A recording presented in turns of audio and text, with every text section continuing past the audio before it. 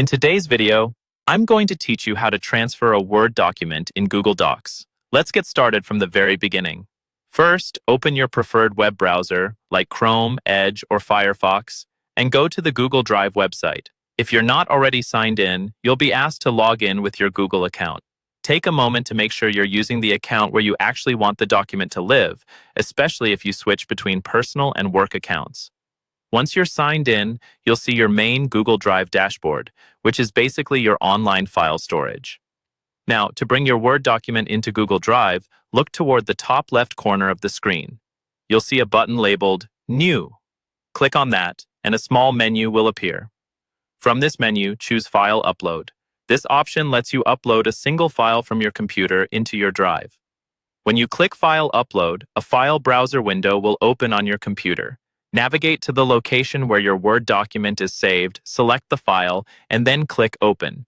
You'll see the upload start, usually in a small panel at the bottom right of the screen. Wait for that upload to finish. This might take a few seconds or longer depending on the size of the document and your internet speed.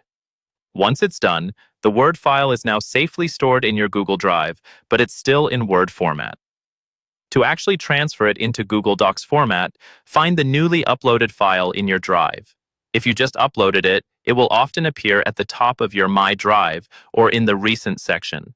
When you see the file, right-click on it to open the context menu.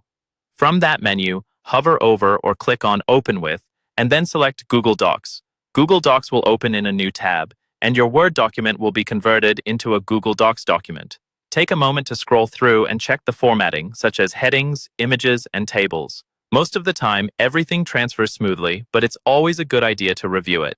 At this point, your document is fully in Google Docs, ready for editing, sharing, and collaboration.